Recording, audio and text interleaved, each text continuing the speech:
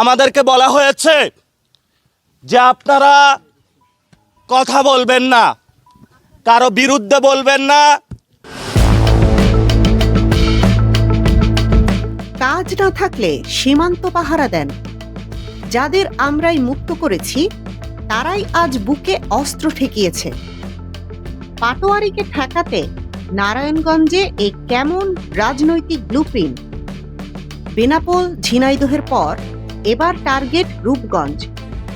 রামদা আর মোটরসাইকেলের মহড়ায় রক্তাক্ত এনসিপির ফল উৎসব।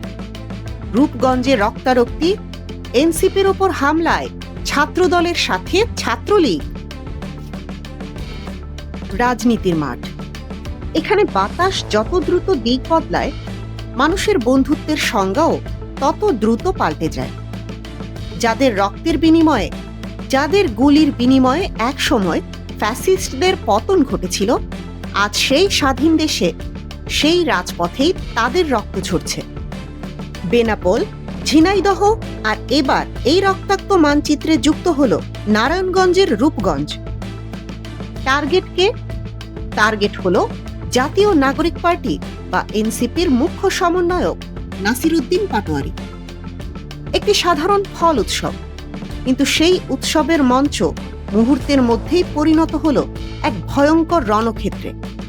রামদা, চাপাতি আর দেশীয় অস্ত্রের ঝনঝনানি, ধেয়ে আসা মোটরসাইকেলের মহড়া, আর চারদিকে শুধু আর্তনাদ। কিন্তু সবচেয়ে বড় বিস্ময় এবং আতঙ্কের বিষয় হল এই হামলাকারীরা কারা।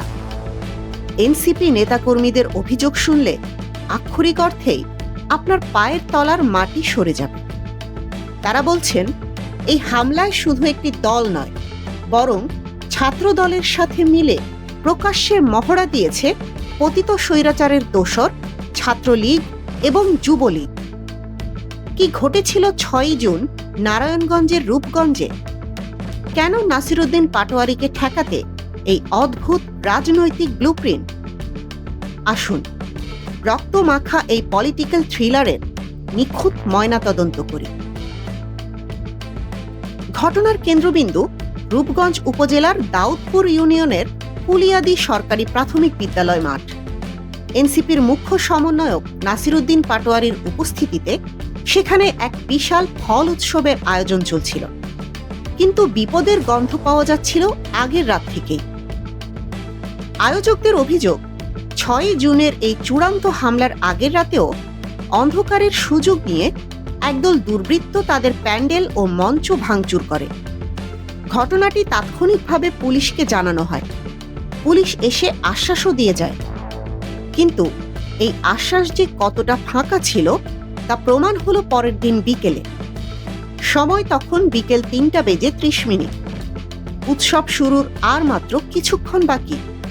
ঠিক সেই মুহূর্তে চারপাশ কাঁপিয়ে অনুষ্ঠান স্থলে ধেয়ে আসে একদল মোটরসাইকেল আরোহী। তাদের হাতে চকচক করছে দেশীয় ধারালো অস্ত্র, রামদা আর ইট পাটকেল। কোনো কিছু বুঝে ওঠার আগেই তারা এনসিপির নেতাকর্মীদের ওপর হায়েনার মতো ঝাঁপিয়ে পড়ে। এলোপাতাড়ি কোপ, ভাঙচুর আর তাণ্ডবে মুহূর্তের মধ্যে রক্তাক্ত হয়ে মাটিতে লুটিয়ে পড়েন অন্তত 10 জন নেতাকর্মী। কিন্তু কারা করল এই বর্বর হামলা? এনসিপি নেতারা সরাসরি আঙুল তুলেছেন নারায়ণগঞ্জ জেলা ছাত্রদলের সাবেক সিনিয়র সহ সভাপতি সুলতান মাহমুদের অনুসারীদের দিকে।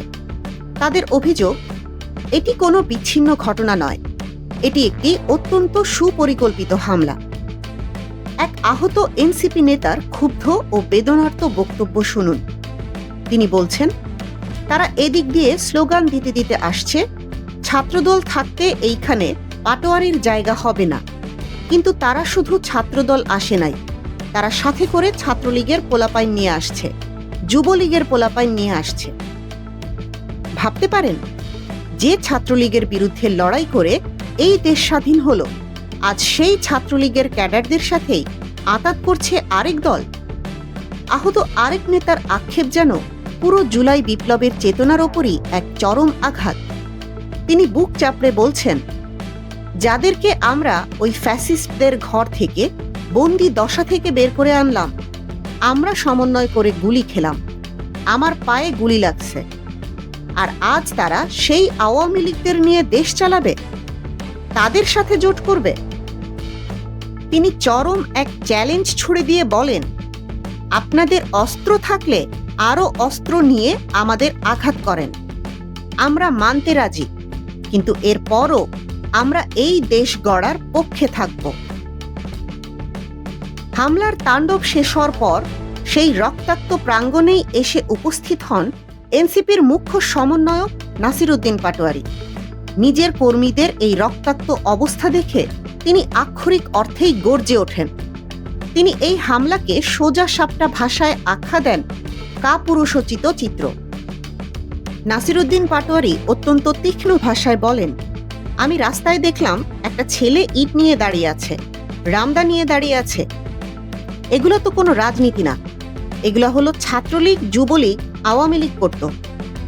এরপর তিনি বিএনপির শীর্ষ নেতৃত্বের উদ্দেশ্যে এমন এক বার্তা দেন যা রাজনৈতিক মহলে রীতিমতো ভূমিকম্প তৈরি করেছে। তিনি বলেন, আমি আল্লাহর ওয়াস্তে বিএনপিকে বলবো, এইসব সন্ত্রাসী কার্যক্রম পরিহার করুন। যদি আপনাদের কোনো কাজ না থাকে তবে সীমান্ত পাহারা দেন, তারপরও আপনাদের একটি কাজ হবে। কিন্তু এত বড় একটা হামলা হয়ে গেল, পুলিশ কি করছিল? এনসিপি কর্মীদের অভিযোগ, আগের রাত থেকে জানানোর পরও পুলিশ কোনো নিরাপত্তা দেয়নি, আর যখন হামলা হচ্ছিল তার 4-5 মিনিট পর পুলিশ ঘটনাস্থলে আসে। তবে নারায়ণগঞ্জ জেলা পুলিশের অতিরিক্ত পুলিশ সুপার মেহেদী ইসলাম এই অভিযোগ অস্বীকার করেছেন। তিনি দাবি করেছেন, একটি অনাকাঙ্ক্ষিত ঘটনা ঘটেছে, তবে পরিস্থিতি এখন স্বাভাবিক। কাল রাত থেকেই সেখানে পুলিশ ছিল। আমরা চিফ গেস্টকেও আশ্বস্ত করেছি যে তিনি সর্বোচ্চ নিরাপত্তার সাথে প্রোগ্রাম করতে পারবেন। কিন্তু প্রশ্ন থেকেই যায়, পুলিশ যদি রাত থেকেই সেখানে থাকে, তবে দিনের বেলায় রামদা নিয়ে এতগুলো ছেলে হামলা করে পালিয়ে গেল কিভাবে? বেনাপোল, ঝিনাইদহ আর এবার রূপগঞ্জ। সমীকরণ খুব পরিষ্কার। বাংলাদেশের রাজনীতিতে যারা নতুন শক্তি হিসেবে সংস্কারের ডাক দিয়ে মাঠে নেমেছে, পুরনো রাজনৈতিক স্টেক হোল্ডাররা তাদের কোনোভাবেই মেনে নিতে পারছে না। আর এই ক্ষমতার দ্বন্দ্ব এখন আর শুধু স্লোগানে সীমাবদ্ধ নেই, এটি গড়িয়েছে প্রকাশ্য রক্তপাতে।